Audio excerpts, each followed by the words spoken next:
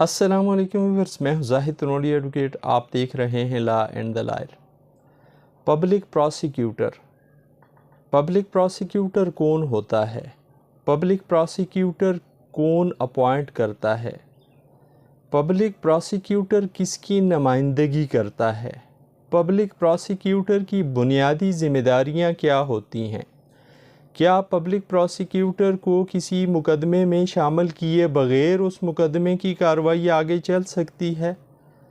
یہ ہیں وہ سوالات جن کو جاننے کی کوشش کریں گے آج کی اس ویڈیو میں ہم۔ لیکن قبل ازیں کہ موضوع پہ بات کی جائے، آپ سے گزارش، اگر آپ چینل پر نئے ہیں، آپ نے چینل سبسکرائب نہیں کیا ہوا تو چینل سبسکرائب کریں، ویڈیو لائک کریں، بیل آئیکن پریس کریں تاکہ اویئرنیس کے حوالے سے ہر نئی آنے والی ویڈیو کا نوٹیفیکیشن آپ تک پہنچ سکے۔ ویورز، پبلک پراسیکیوٹر کو عرف عام میں سرکاری وکیل بھی کہا جاتا ہے۔ پاکستان میں رائج فوجداری قانون کے مطابق یہ لازمی بات ہے کہ حکومت وقت، چاہے وہ صوبائی ہے یا وفاقی، وہ فوجداری مقدمات کے لیے عدالتوں میں پراسیکیوٹر اپوائنٹ کرے گی، جن کو پبلک پراسیکیوٹر بھی کہا جاتا ہے۔ بعض جگہوں پہ ان کو شارٹ ٹرم کے طور پر پی پی بھی کہا جاتا ہے، ڈی پی بھی کہا جاتا ہے، ڈی پی پی بھی کہا جاتا ہے، اور سرکاری وکیل بھی کہا جاتا ہے۔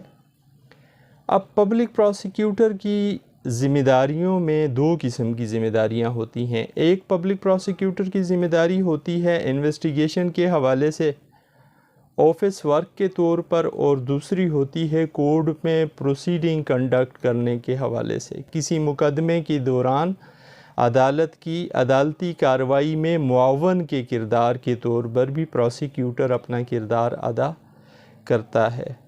کسی بھی فوجداری مقدمے میں جب جج اپنی آرڈر شیٹ لکھوا رہا ہوتا ہے کسی بھی تاریخ کی، تو اس میں وہ سب سے پہلا کام کیا کرتا ہے؟ لکھتا ہے جی لرنڈ ڈی پی پی یا اے پی پی یا پی پی پی پریزنٹ، سرکاری وکیل حاضر، پبلک پراسیکیوٹر حاضر، اور اس کے بعد پھر باقی وکلاء کے حوالے سے لکھا جاتا ہے کہ کس پارٹی کا کون سا وکیل ہے موجود، اور پھر آگے کارروائی لکھی جاتی ہے۔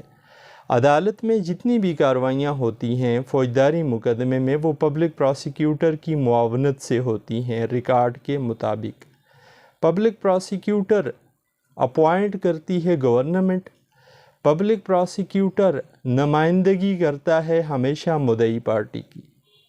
قانون یہ کہتا ہے کہ اگر کسی شخص کے ساتھ ناانصافی ہوئی، اگر کسی شخص کے ساتھ ظلم زیادتی ہوئی، تو اس صورت میں ریاست کا کام ہے اس شخص کو جس نے اس جرم کا ارتکاب کیا اسے سزا دلائے، اور ریاست کی اس ذمہ داری کو پورا کرنے کے لیے پبلک پراسیکیوٹر موجود ہوتا ہے ہر عدالت میں۔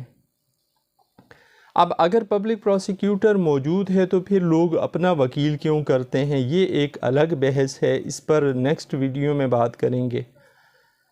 پبلک پراسیکیوٹر کی عدالتی ذمہ داریوں میں کورٹ اگر کہیں پہ کوئی اوپینین مانگتی ہے پبلک پراسیکیوٹر سے تو وہ دینے کا پابند ہے، کورٹ کو اسسٹ کرنے کا پابند ہے، پراسیکیوشن سائٹ سے کیس کو پیش کرنے کا پابند ہے پبلک پراسیکیوٹر۔ اگر کوئی درخواست آتی ہے ملزم کی طرف سے تو اس پر بحث عدالت پبلک پراسیکیوٹر کی لازمی سنتی ہے، اور اس کے بعد دوسرے وکیل کی بحث سنے گی اور پھر اس درخواست کا فیصلہ کرے گی۔ پبلک پراسیکیوٹر کو سنے بغیر عدالت فوجداری مقدمے میں کوئی کام نہیں کرتی۔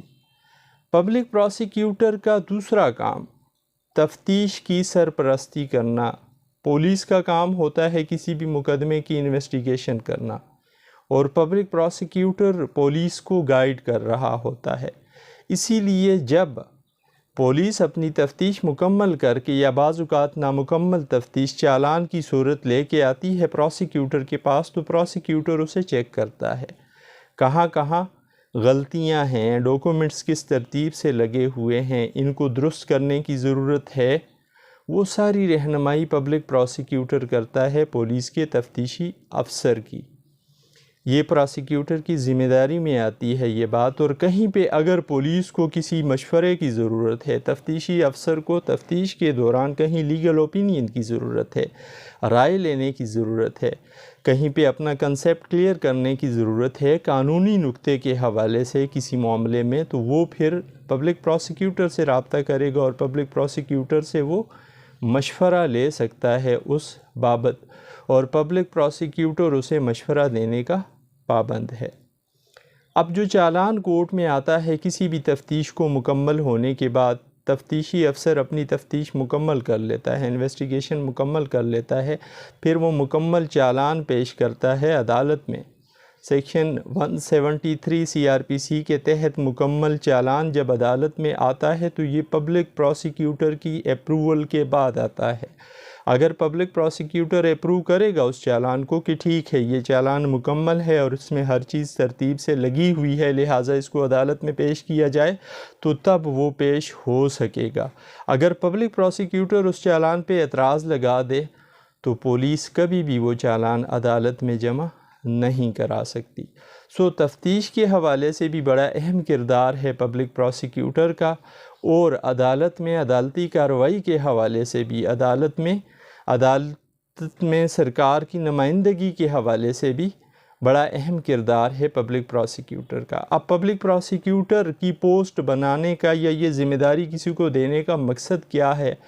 اس پوسٹ کو بنانے کا یا ذمہ داری دینے کا مقصد یہ ہے کہ لوگوں کے ساتھ انصاف ہو سکے، جس بندے کے ساتھ ظلم زیادتی ہوئی ہے اس کی داد رسی ہو سکے، اس کے ساتھ کوئی اور مزید زیادتی نہ ہو۔ اگر وہ اپنا مقدمہ ثابت کرتا ہے صحیح طریقے سے تو اس کے ساتھ انصاف ہو سکے۔ یہ تھی آج کی ویڈیو جس میں ہم نے پبلک پراسیکیوٹر کی ذمہ داریوں کے حوالے سے اور پبلک پراسیکیوٹر ہوتا کیا ہے اس حوالے سے بات کی۔ امید ہے یہ آج کی ویڈیو آپ کی معلومات میں اضافے کا باعث بنے گی۔ آخر میں پھر گزارش، اگر آپ چینل پر نئے ہیں، آپ نے چینل سبسکرائب نہیں کیا ہو تو چینل سبسکرائب کریں، ویڈیو لائک کریں، بیل آئیکن پریس کریں، اور اگر ہو سکے تو ویڈیو کو شیئر کریں زیادہ سے زیادہ لوگوں کے ساتھ، کیونکہ علم پھیلانا صدقہ ہے۔ اجازت دیجیے، پھر حاضر ہوں گے کسی نئے موضوع کے ساتھ۔ اللہ حافظ۔